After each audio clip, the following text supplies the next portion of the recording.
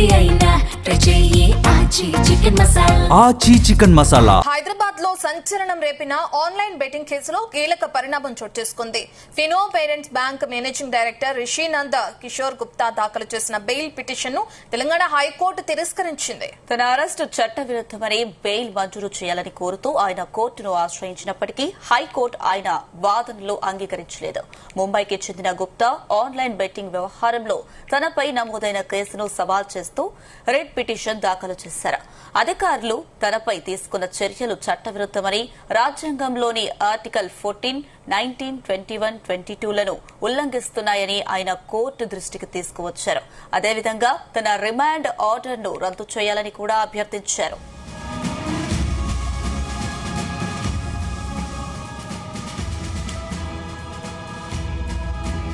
ఇదే అంశానికి సంబంధించి మరిన్ని అప్డేట్స్ మా క్రైమ్ బ్యూరో చీఫ్ రవితేజ అందిస్తారు. రవితేజ,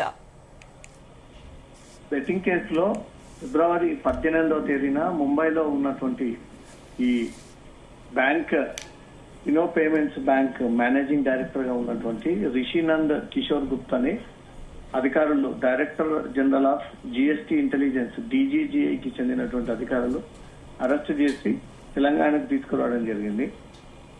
అతని అరెస్ట్ ని సవాల్ చేస్తూ కోర్టుని ఆశ్రయించి కోర్టులో తనపై పెట్టినటువంటి కేసులు, తనపై మోపినటువంటి ఈ అరెస్ట్ ని తను ఇమీడియట్ గా స్టే విధించి తనకు బెయిల్ విధించాలన్నట్టుగా కూడా హైకోర్టుని ఆశ్రయించడంతో హైకోర్టు ముందు ఈ గుప్తా తరఫున వాదనలు విన్న తర్వాత కోర్టు అంగీకరించకపోవడంతో తిరిగి అతని బెయిల్ ని రిజెక్ట్ చేసినట్టుగా తెలుస్తోంది.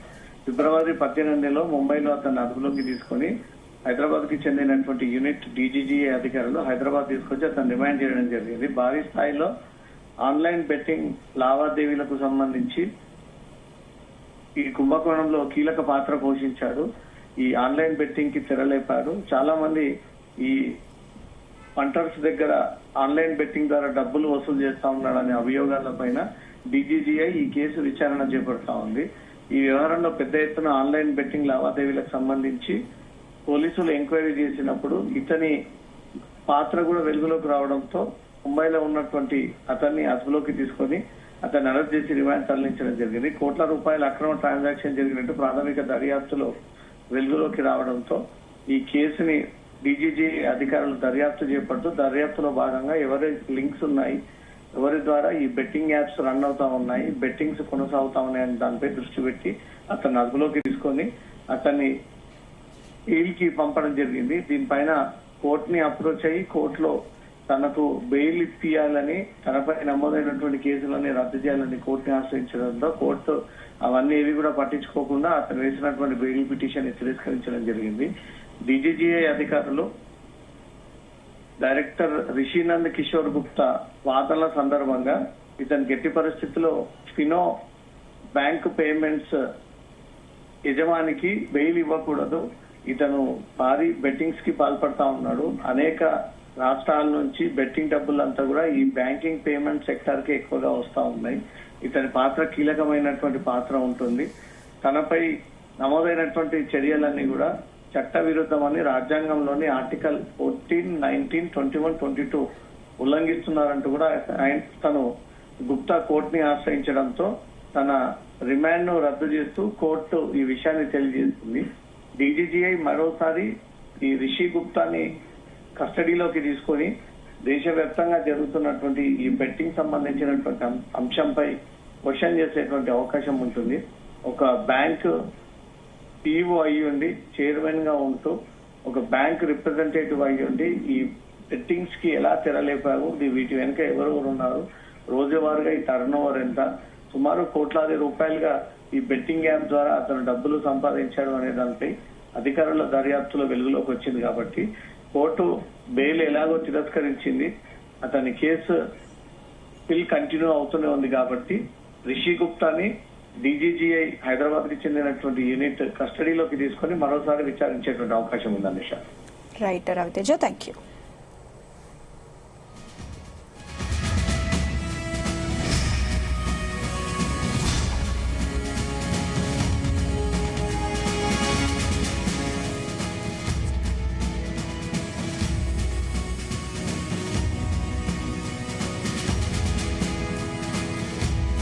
ఇక్కడ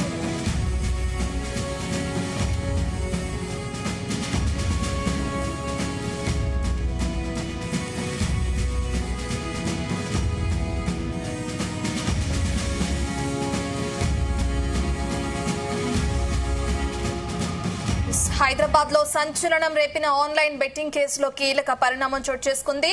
Fino payments bank managing director Rishinand Kishore Gupta దాఖలు చేసిన బెయిల్ పిటిషన్ ను తెలంగాణ హైకోర్టు తిరస్కరించింది. తన అరెస్టు చట్ట విరుద్దమని బెయిల్ మంజూరు చేయాలని కోరుతూ ఆయన కోర్టును ఆశ్రయించినప్పటికీ హైకోర్టు ఆయన వాదనలు అంగీకరించలేదు. ముంబైకి చెందిన గుప్తా ఆన్లైన్ బెట్టింగ్ వ్యవహారంలో తనపై నమోదైన కేసును సవాల్ చేస్తూ రైట్ పిటిషన్ దాఖలు చేశారు. అధికారులు తనపై తీసుకున్న చర్యలు చట్టవిరుద్దమని, రాజ్యాంగంలోని ఆర్టికల్స్ 14, 19, 21, 22లను ఉల్లంఘిస్తున్నాయని ఆయన కోర్టు దృష్టికి తీసుకువచ్చారు. అదేవిధంగా తన రిమాండ్ ఆర్డర్ను రద్దు చేయాలని కూడా అభ్యర్థించారు. ఫిబ్రవరి 18న ముంబైలో అతన్ని అరెస్టు చేశారు. హైదరాబాద్ యూనిట్ కు చెందిన డీజీజీఐ అధికారులు భారీ స్థాయిలో జరుగుతున్న ఆన్లైన్ బెట్టింగ్ లావాదేవీలకు సంబంధించిన దర్యాప్తులో భాగంగా గుప్తాను అదుపులోకి తీసుకున్నారు. ఆయనపై సిజీఎస్టీ, ఎస్జీఎస్టీ చట్టాల కింద సెక్షన్లు నమోదు చేసినట్లు అధికారులు తెలిపారు. ఇక ఈ వ్యవహారం పెద్ద ఎత్తున ఆన్లైన్ బెట్టింగ్ లావాదేవీలకు సంబంధించినదిగా అధికారులు అనుమానిస్తున్నారు. కోట్ల రూపాయల అక్రమ ట్రాన్సాక్షన్లు జరిగినట్లు ప్రాథమిక దర్యాప్తులో వెలుగులోకి వచ్చినట్లు సమాచారం. దీంతో ఈ కేసు మరింత ప్రాధాన్యత సంచరించుకుంది. తన అరెస్టు అక్రమమని గుప్తా వాదించినప్పటికీ కోర్టు దీనిపై సానుకూలంగా స్పందించలేదు. విచారణ కొనసాగుతున్న నేపథ్యంలో ప్రస్తుతం బెయిల్ మంజూరు చేయడం సరికాదని అభిప్రాయపడింది. దీంతో గుప్తాకు తాత్కాలికంగా ఉపశమనం లభించలేదు. మొత్తానికి ఆన్లైన్ బెట్టింగ్ కేసులో హైకోర్టు తీసుకున్న ఈ నిర్ణయం కీలక మల్లుపుగా మారింది. ఈ కేసు దర్యాప్తు మరింత వేగం పుంజుకునే అవకాశం ఉండగా ఇందులో మరిన్ని కీలక విషయాలు వెలుగులోకి వచ్చే అవకాశం ఉందని భావిస్తున్నారు.